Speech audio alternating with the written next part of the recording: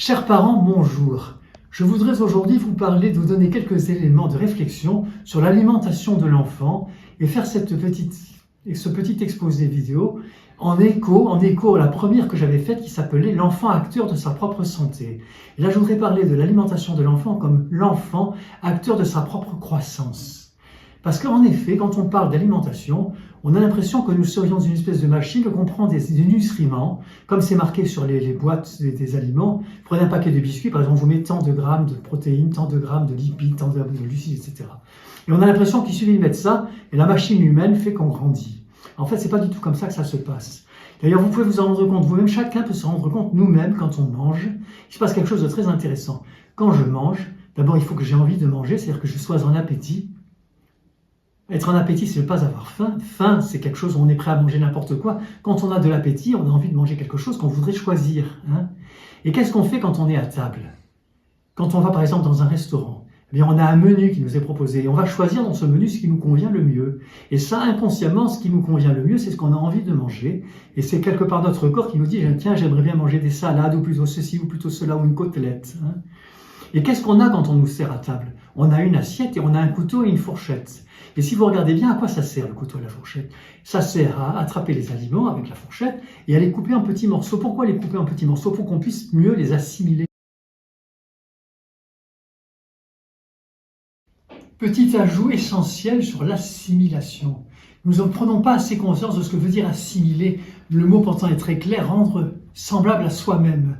Or, lorsque nous mangeons par exemple des protéines, nous les dégradons dans leur plus simple expression, c'est-à-dire en acides aminés, et ensuite ces acides aminés vont passer la barrière intestinale et vont être reconstruits dans notre corps, chacun à notre façon, pour devenir des cheveux, des yeux, des cartilages, des muscles, des os. C'est ça le processus de l'assimilation des protéines et de la synthèse des protéines. Or, ce qui est assez incroyable, c'est que chacune de ces protéines, je dis bien chacune de ces protéines, va être marquée d'un sceau précis, le sceau de l'empreinte, la signature de notre propre individualité, qui est notre empreinte pas immunitaire, mais notre empreinte génétique. C'est-à-dire que nos chromosomes vont se refléter dans chacune des cellules que nous avons reconstruites dans notre propre corps. Donc ce processus d'être acteur de sa propre santé de l'enfant, comme je donnais comme titre, l'enfant construit son propre corps à partir de ce qu'il mange, pour en faire quelque chose de totalement individuel que même la police scientifique peut utiliser. À partir d'un cheveu, on peut savoir qui est la personne, est-ce que c'est la recherche de criminels, etc. etc. D'où l'extrême importance de qu'est-ce qu'on donne à manger à nos enfants. Quelle alimentation équilibrée, l'alimentation la plus naturelle, la plus saine possible, la plus vivante, on dirait entre guillemets, parce que l'enfant, pour lui, c'est beaucoup plus facile d'assimiler une alimentation qui est naturelle et qui est plutôt qu'un truc synthétique, pour la déconstruire et pour la reconstruire en lui-même. Assimilation. Par ailleurs, un sujet fondamental, c'est que tous les 7 ans, c'est une donnée biologique, toutes les cellules du corps humain, mais toutes prises dans chacun des éléments de notre corps, que ce soit le cerveau, que ce soit les os, etc., le corps se renouvelle tous les 7 ans, toutes les cellules sont renouvelées tous les 7 ans. Vous imaginez ce que ça veut dire? Tous les 7 ans, nous sommes devant une autre personne qui a resynthétisé complètement toutes ces protéines pour être elle, telle qu'on la voit, avec chacune, bien sûr, l'impression de son code génétique dans chacune des cellules. Voilà.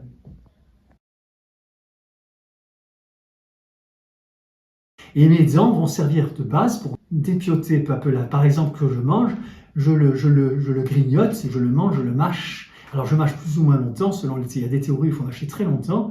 Et ensuite, une fois que j'ai bien mâché, j'avale. Et quand j'avale, la conscience disparaît. Alors que j'avais une conscience de ce que je mangeais dans la bouche, quand c'est passé derrière la gorge, j'ai plus de conscience de ce qui s'est passé, ça rentre dans le système digestif.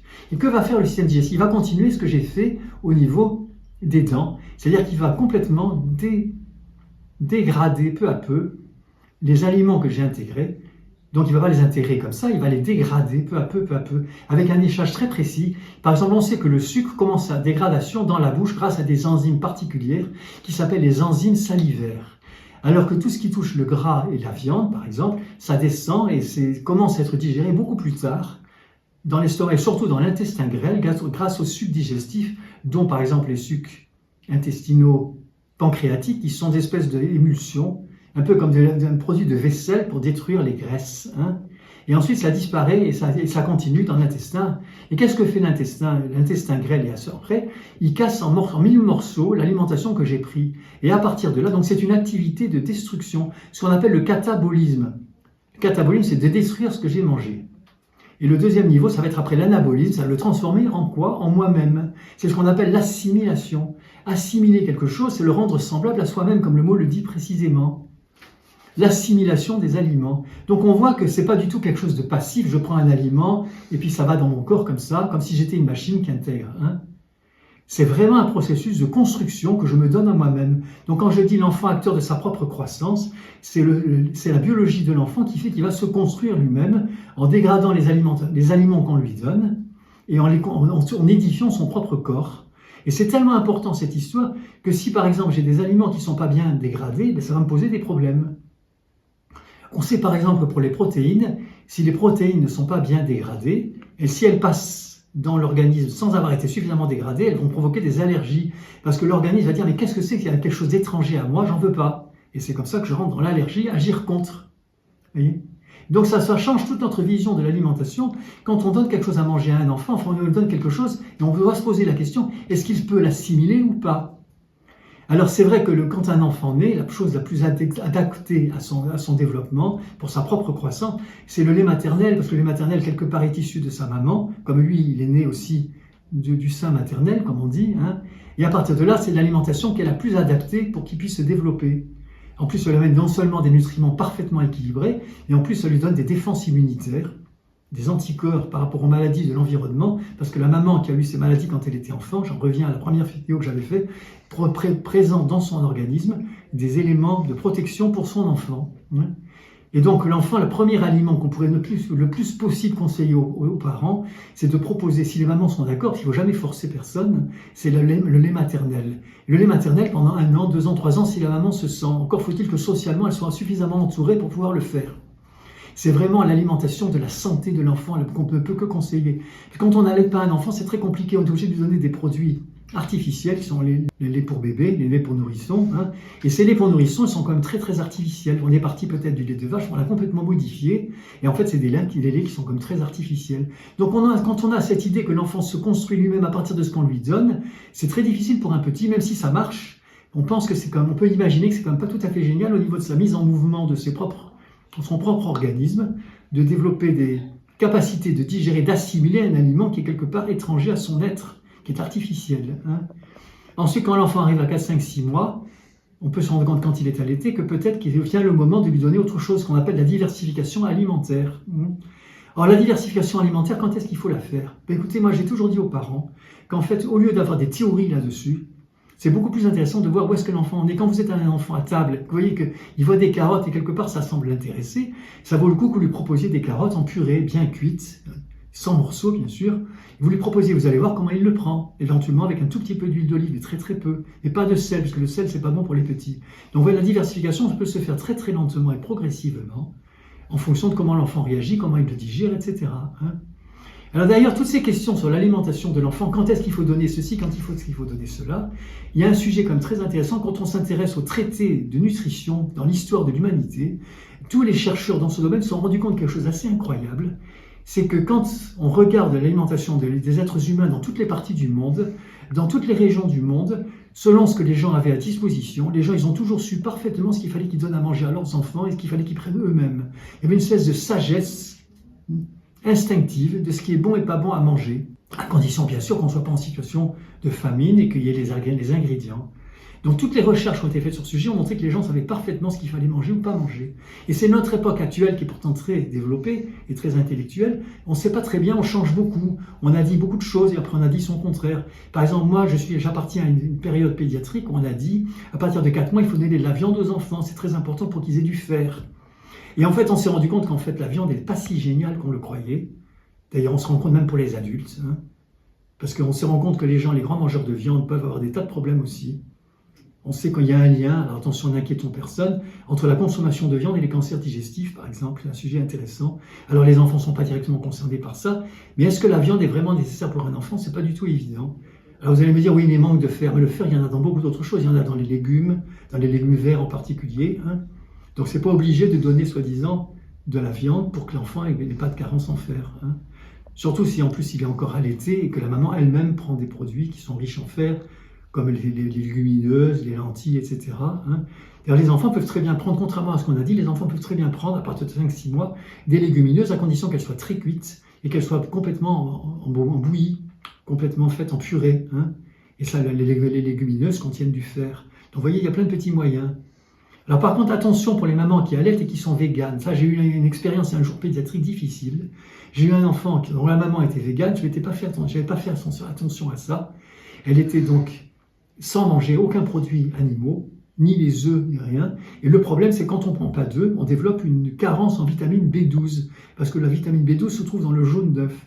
Et si une maman ne prend pas de vitamine B12, pas de jaune d'œuf, elle développe une carence en vitamine B12. Or, dans le lait maternel, l'enfant doit pouvoir intégrer la vitamine B12 de sa maman. Et j'ai été un jour piégé, sans que je me rende compte, après ça m'a fait servir de leçon, un enfant qui a développé une anémie par carence en vitamine B12, qui est une anémie grave. Il a été obligé d'être hospitalisé. Donc depuis, je dis toujours aux parents, attention, si vous avez une alimentation particulière, n'oubliez pas de prendre malgré tout du jaune d'œuf, parce que sinon votre enfant risque d'être en carence quand vous l'allaitez au long cours en vitamine B12. Et ça, c'est quand même très embêtant, on peut l'éviter. Autrement, le reste, quand est-ce que donner de la viande aux enfants? Il n'y a aucune obligation. Moi, je leur ai dit, et ce que je disais à mes parents quand je travaillais encore, parce que je suis à la retraite, je disais aux parents, écoutez, l'enfant est un être social. Quand vous allez être à table avec lui, qui va être assis à table, eh bien, quand il va voir ce que vous mangez, c'est bien que vous puissiez partager doucement avec lui ce que vous mangez. Si vous lui donnez de la viande, donnez-lui en très petits morceaux, éventuellement mixez-la, et donnez-lui, et voyez si ça lui convient, si ça lui va. Hein. Par contre, je déconseillais toujours aux parents de donner des charcuteries, les saucisses et tout ça, parce que ce sont des produits transformés qui sont souvent très salés, qui contiennent des nitrates, qui contiennent beaucoup de choses qui ne sont pas très bien pour les enfants. Donc, pourquoi pas un peu de viande, mais ce n'est pas obligatoire. La diversification se fait progressivement selon ce que l'enfant rencontre à table avec nous et qu'on lui propose de prendre. Voilà. Donc vous voyez, il n'y a pas de règle absolue, puisque de toute façon, ça change énormément les choses. Hein. Alors la question qui se pose, c'est est-ce qu'il faut du fluor aux enfants? Moi, je suis de l'époque où on a dit qu'il faut donner du fluor aux enfants pour prévenir les caries dentaires. Et moi, j'ai toujours trouvé ça extrêmement étrange, parce que les caries dentaires, en fait, c'est lié avant tout à l'excès de sucre qu'on mange dans l'alimentation de sucre blanc. Donc c'était bizarre, d'un côté on donnait du fluor aux enfants avec des risques, parce que le fluor n'est pas du tout bénin. Non seulement, bien sûr, ça agit sur la dentine, sur la dureté de la dentine, des dents des enfants quand ils vont commencer à avoir des dents, mais en même temps, ça peut augmenter trop fortement la dentine et provoquer des trucs qu'on appelle la fluorose. Et en plus, ça peut agir, même si c'est mal connu, au niveau du cerveau au long cours. Donc je pense que le fluor est suffisamment présent dans l'alimentation générale des enfants, à condition qu'ils aient une alimentation après élargie, tout doucement, et il n'y a pas besoin de rajouter du fluor, que je trouvais toujours un peu... D'ailleurs, les États-Unis avaient introduit beaucoup de fluor dans l'eau de boisson, et ils ont fait machine arrière parce qu'ils ont vu la fameuse fluorose dentaire, des enfants qui avaient un excès de fluor dans l'organisme. Donc je pense qu'il n'y a pas besoin de donner ça, sous réserve qu'on ait d'autres arguments par rapport à ça que j'ai pas. Hein. Donner une alimentation de plus en plus diversifiée tranquillement. Alors maintenant, ce que je voudrais souligner par rapport au repas, quand un enfant commence à être plus grand, qu'il commence à rentrer dans l'alimentation familiale, quelque chose de très très important pour un enfant, c'est l'atmosphère, l'ambiance du repas. Pour qu'un enfant puisse manger et assimiler correctement les aliments, c'est très important qu'il y ait une atmosphère paisible autour du repas. S'il y a des tensions, qu'on regarde la télé, ça c'est une catastrophe parce que l'enfant il peut pas rentrer en lui pour commencer à assimiler ce qu'il va prendre. Alors autrefois, dans les temps anciens, il y avait ce qu'on appelait la prière avant le repas, le bénédicité. Alors ça peut sembler un peu dérisoire, mais n'empêche que ce qui était intéressant là derrière, c'est que ça mettait l'enfant dans une ambiance particulière de recueillement parce qu'on va manger. C'était une petite cérémonie, le fait de manger ensemble en famille. Vous voyez, et ça, je crois que c'est un truc très important pour les enfants. La cérémonie du repas, on mange ensemble, sans aucune connotation sectaire ou autre. Hein. Et ça, je pense que c'est un sujet qui est très intéressant. Hein. Par contre, c'est très important d'essayer de donner le moins possible de sucre aux enfants. Parce qu'on sait que le sucre, ça agit d'abord sur le système nerveux, ça augmente l'activité des enfants, ça rend nerveux.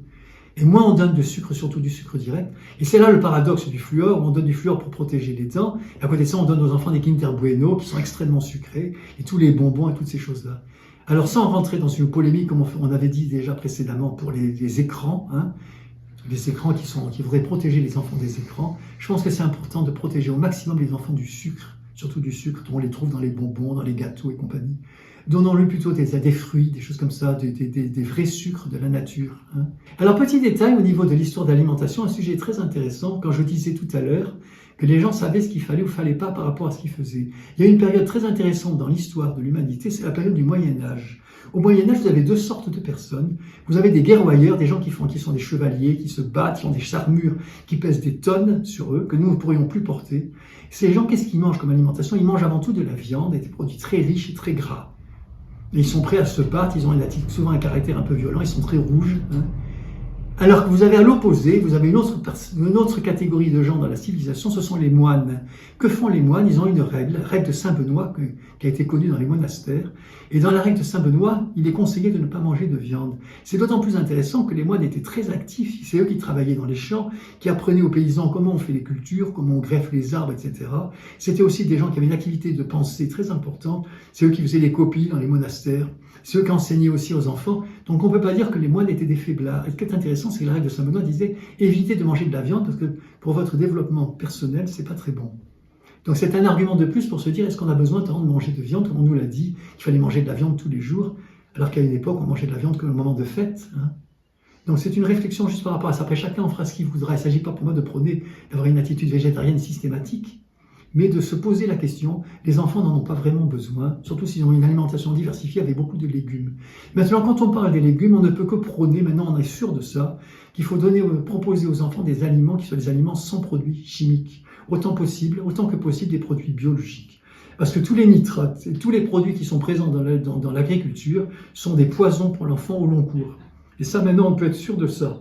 Et si on protège nos enfants de tous ces pesticides et tous ces produits toxiques, je peux imaginer, j'ai pas la preuve, mais je peux imaginer qu'on peut prévenir pour plus tard des cancers et des maladies graves. Donc l'enfant, acteur de sa propre santé et de sa propre croissance, sous réserve qu'on lui propose des aliments le plus sains possible. Et c'est ce que je ne peux que conseiller comme pédiatre. Hein. Voilà, en tout cas, je vous remercie d'avoir écouté ce que je viens de dire là. Discutez-le, il n'y a pas de dogme là derrière. Et si vous avez des réflexions qu'on peut échanger là-dessus, si vous envoyez un petit message, je vous répondrai très volontiers. Merci beaucoup.